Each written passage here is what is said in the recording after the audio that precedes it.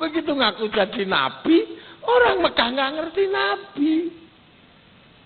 Itu sak masalah sendiri. Sudah gitu ajarannya nabi bagi orang Mekah masalah. Sudah tahu nggak ada air, suruh toharo pakai air. Wong diminum aja susah, itu malah suruh mandi jinabat. Bagi orang Mekah ini ngerepotkan ini. Nggak ada air suruh mandi. Coba. Apalagi jinabat. Lah orang Mekah itu jinabatnya kan nggak kayak kita. Kalau kita kan sebulan sekali, ya tentara minimal seminggu sekali lah. Tentara ini kuat-kuat. Nah kalau orang Mekah, orang Arab itu semalam bisa 8 kali. Karena kuat orang sana. Nah, lah orang sana yang ngamuk, ngapain sini, ajaran apa? Sudah tahu nggak ada makanan disuruh sedekah. Sudah tahu panas gitu suruh puasa. Coba. Loh ini kan ini pelajaran apa? Makanya ada kalimat Islam itu ja'a ghoriban wa sayaudu ghoriban, datang dengan terasing dan akan pergi dengan terasing. Karena asing. Mabuk nggak boleh. Padahal hobinya mabuk. Gondol istri orang nggak boleh. Padahal itu kebiasaan. Kelahi nggak boleh. Jadi pelajaran Rasulullah itu nggak masuk akalnya orang Arab. Sudah tahu panas gitu suruh wukuf.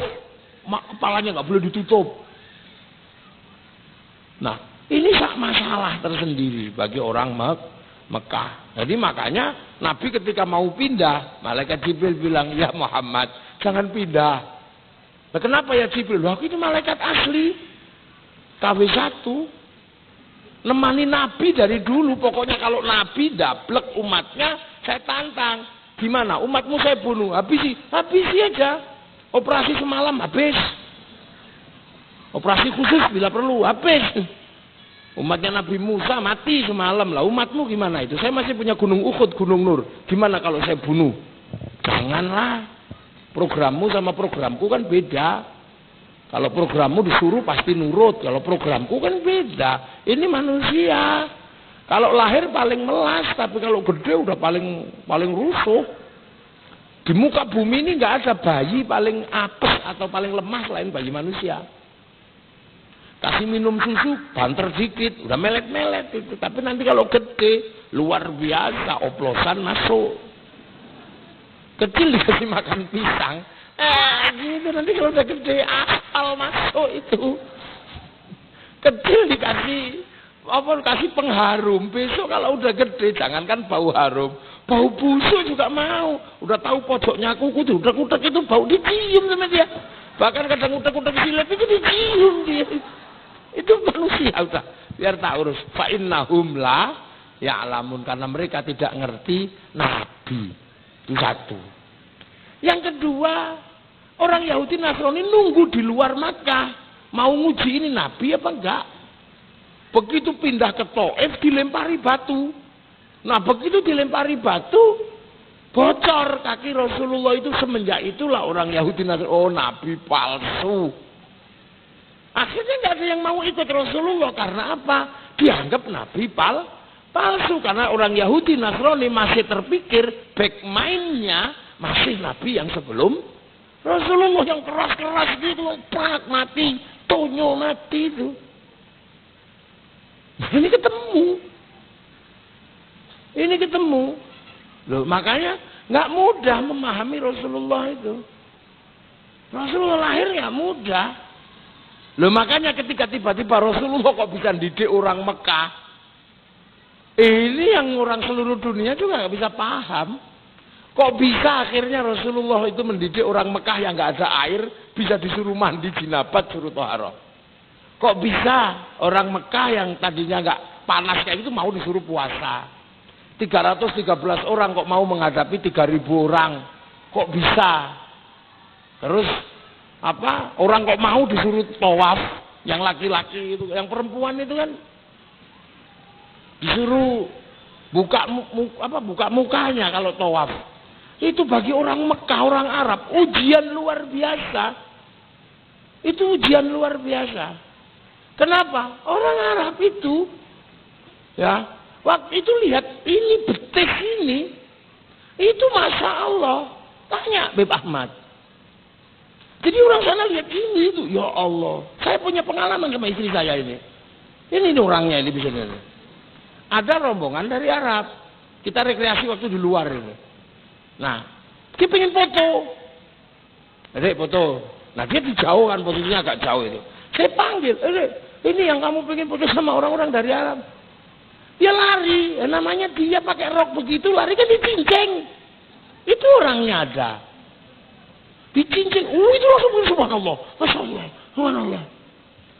Living, makanya terus dicinceng, itu orangnya itu. Nah, tiba-tiba di Mekah itu orang disuruh buka muka. Kira-kira situasinya kayak apa?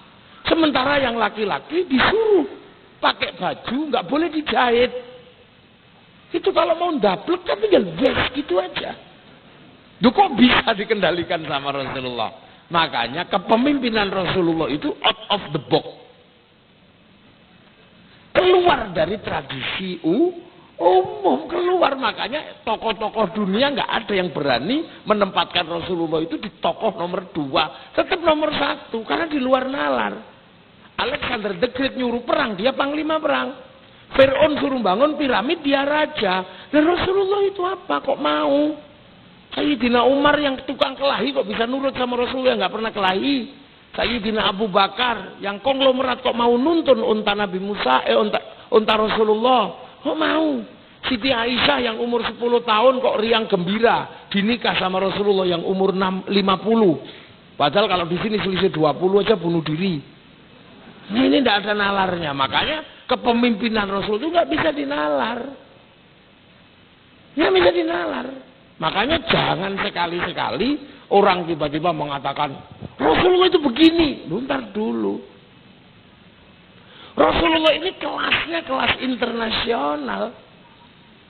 Bukan kelas lokal. Makanya umat Rasulullah ini adalah umat milenial, umat masa depan.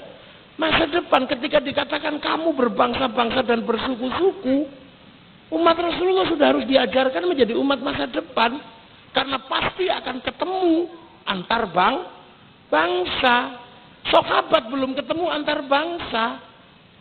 Tapi umat Rasulullah yang di sini sudah ketemu antar bangsa. Malam hari ini kita ketemu dengan orang Cina. Kita ketemu dengan orang Cina, walaupun orangnya nggak datang, Cinanya kirim kipas angin. Peci putih itu Cina yang buat. Malam hari ini Jepang datang ke sini, tapi mic-nya yang datang. Apalagi kalau kita pakai handphone ini bertemu dengan seluruh dunia itu di sini. Ini di sini, ini umat Nabi. Ketemu di sini, buka di sini ketemu. Siapa mau cari apa di sini? 20 tahun yang lalu tentara yang usianya Pak Dudung pengen lihat Afrika, itu nunggu siaran flora dan fauna. Pengen lihat gajah, nunggu flora dan fauna. Sudah ditunggu seharian, kata yang keluar Pak Harmoko. Kelom pencapir, kalau nggak Pak Harmoko, Pak Murdiono yang kita capek dengernya. Itu lama. Sekarang tinggal ngetik di sini umat Rasulullah, luar biasa yang ngetik. Mau cari apa di sini ada. Kucing Afrika keluar. Mau agak ekstrim bokong India keluar di sini. Keluar. Loh makanya ini era baru. Dulu Pak Jenderal ini waktu kangen sama ibu, pastilah waktu awal-awal itu. Waktu awal-awal di Akmil, waktu awal tugas, pasti kangen sama ibu kan, waktu sama-sama masih muda. Rindunya luar biasa karena satu tugas. Akhirnya beli ke pasar beli kertas pink. Ini warnanya yang warna mawar, jangan warna melati, biar nggak dikira warna bau hantu. Nulis mulai, Dek, kekasihku, belum istriku belum sih. Kekasihku, aku merindukanmu. Sejak aku ditugaskan di tempat yang jauh, entah kenapa malam hari ini aku nggak bisa melupakanmu. Wajahmu selalu menghiasi mimpiku dan pelupuk mataku. Lu tentara kan begitu dulu, itu tentara kuno.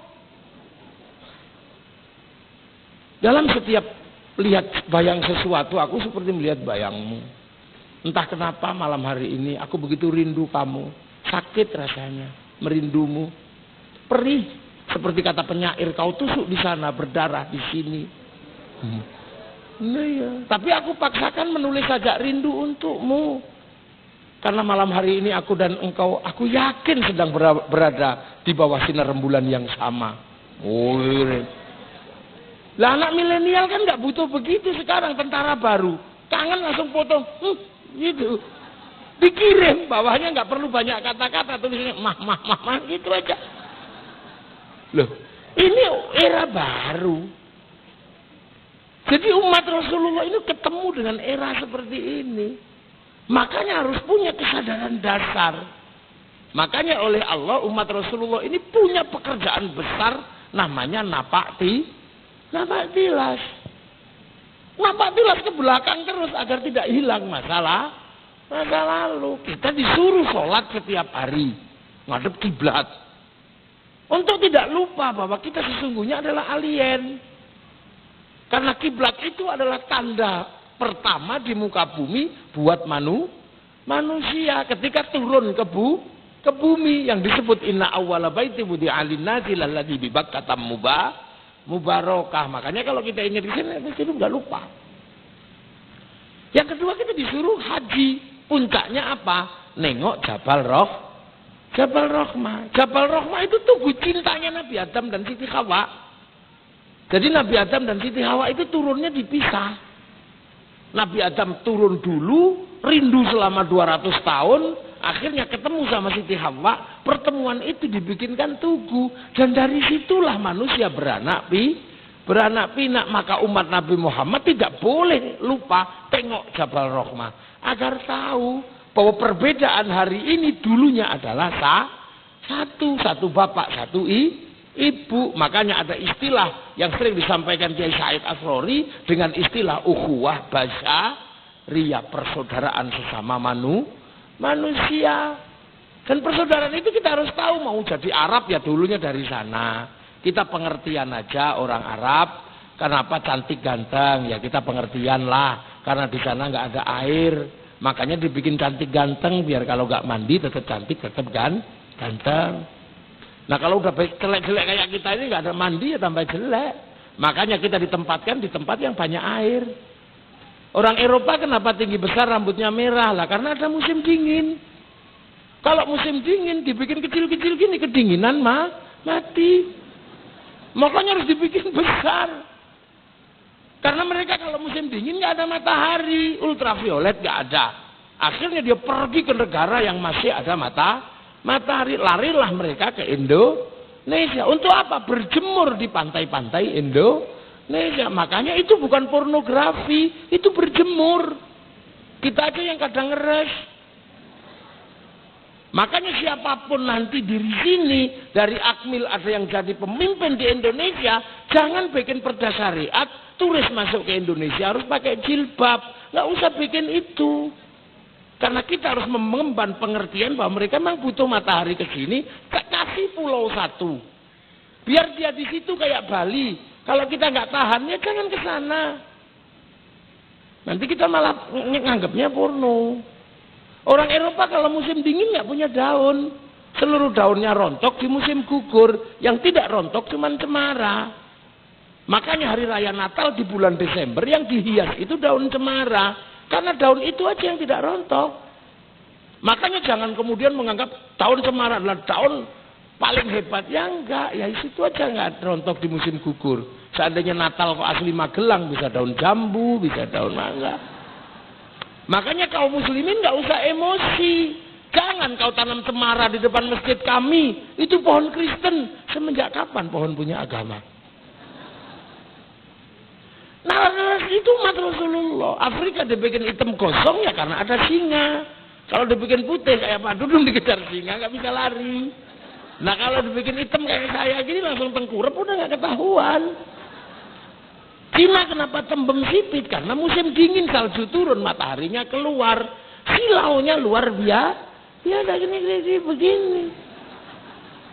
Lah yang Indonesia kenapa kecil-kecil pesek-pesek? Nggak ada masalah. Bagi kita, karena Allah menempatkan kita di buminya yang paling indah, namanya Indonesia. Nggak ada.